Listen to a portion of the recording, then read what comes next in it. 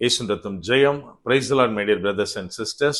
இந்த நாள்லையும் ஆவியானவர் உணர்த்தின காரியம், யார் சபிக்கப்பட்டவன்?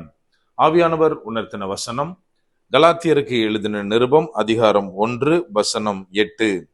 நாங்கள் உங்களுக்கு பிரசங்கித்த சுவிசேஷத்தை அல்லாமல் நாங்களாவது வானத்திலிருந்து வருகிற ஒரு தூதனாவது வேறொரு சுவிசேஷத்தை உங்களுக்கு பிரசங்கித்தால் அவன் சபிக்கப்பட்டவனாயிருக்க கடவான். But though we are an angel from heaven preach any other gospel unto you than that which we have preached unto you, let him be accursed. Galatians chapter 1 verse 8.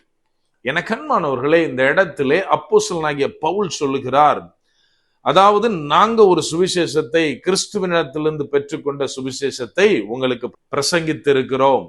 இந்த சுவிசேஷத்தை அல்லாமல் ஒருவேளை மறுபடியும் நாங்க கூட இல்லைன்னா வானத்தில் இருந்து வருகிற ஒரு தூதனாவது வேற சுவிசேஷத்தை உங்களுக்கு பிரசங்கித்தால், உங்களிடத்தில் கொண்டு வந்தால் அவன் சபிக்கப்பட்டவன் அப்படின்னு இந்த இடத்துல எழுதுகிறார்.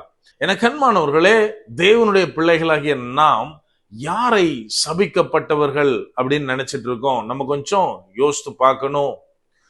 கொஞ்ச நாளைக்கு முன்னாடி ஒரு விஷயம் பயங்கரமா எல்லார் மத்தியிலையும் பிரபலமாச்சு.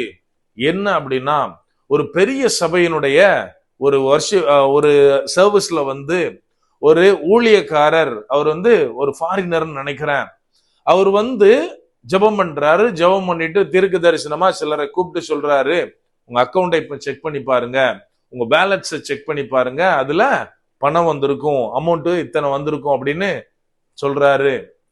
இதை குறித்து ஒரு மூத்த ஊழியர் ஒருவர் ஒரு விமர்சனத்தை கொண்டு வந்தாரு. அதை டிஸ்கிரைப் பண்ணி ஒரு எக்ஸ்பிளனேஷன் கொடுத்தாரு. அவர் சொல்றாரு, இதுல 2 விஷயம் நடந்திருக்கலாம். முதலாவது, பணம் வந்தது கம்ப்ளீட்டா 100% பொய் அப்படின்னு.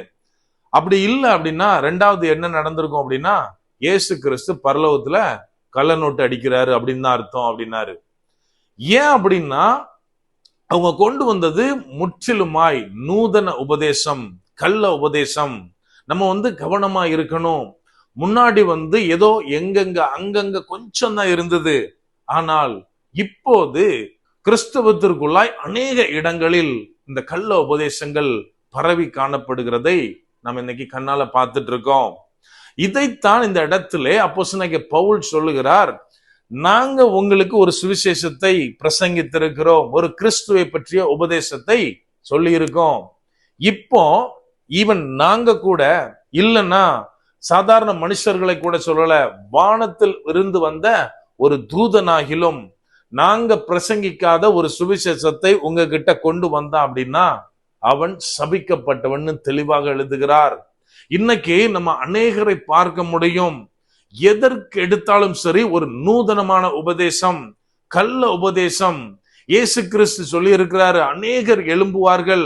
இவங்க எப்படின்னா, ஏதோ கிறிஸ்துவை பற்றி தெரியாதவங்களை குழப்பறதுக்காக அல்ல, அவர்களை வஞ்சிப்பதற்காக அல்ல, தெரிந்து கொள்ளப்பட்ட ஜனங்களை வஞ்சிக்கிறதற்காகவே இவர்கள் எழும்பி இருக்கிறார்கள். எனக்கு அன்பானவர்களை, இன்னைக்கு நம்ம அநேகரை பார்க்க முடியும். இவங்களுக்கு எல்லாம் என்ன தெரியுமா காரியம்? நான் எக்ஸாம்ல நிறைய பாஸ் மார்க் எடுக்கணும், நிறைய மார்க் எடுக்கணும், ஆனா நான் படிக்க கூடாது அப்படின்னு சொன்னா கரெக்டா? இன்னைக்கு இதைத்தான் சொல்றாங்க. நான் எல்லாவற்றிலும் ஆசீர்வதிக்கப்பட்டிருக்கணும், ஆனா எனக்குன்னு எந்த ரூல்ஸும் கிடையாது, ரெகுலேஷனும் கிடையாது, நான் எதையும் சார்ந்து இருக்க மாட்டேன், இயேசு கிறிஸ்து எல்லாவற்றையும் செய்து விட்டார்.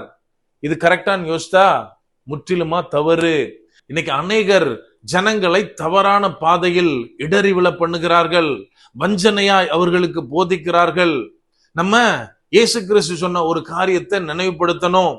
இடறல் வரத்தான் செய்யும், ஆனால் யாரால் இடறல் வருகிறதோ அவனுக்கு ஐயோன்னு சொன்னாரு.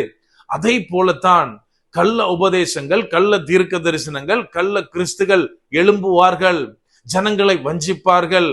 அதாவது ஜனங்கள் சீர்கெட்டு போவார்கள். ஆனாலும் அதை கொண்டு வருகிறவர்கள், இந்த போதனைகளை, நூதனமான போதனைகளை, கள்ள தீர்க்க தரிசனமான கள்ள உபதேசங்களை கொண்டு வருகிறவர்கள், இங்கே அப்போஸ்தலனாகிய பவுல் சொன்னதை போல அவர்கள் சபிக்கப்பட்டவர்களாய் இருப்பார்கள். என கண்மானவர்களே, நாம் மிகுந்த ஜாக்கிரதையோடு கூட நடக்க வேண்டும். நம் ஆவியானவருடைய துணையோட யாரு என்ன மாதிரியான வார்த்தைகளை கொண்டு வருகிறார்கள், அது சரியானதா அப்படின்னு நம்ம தெளிவுபடுத்தி கொள்ள வேண்டும். அப்படியே கண்களை மூடுவோமாம்.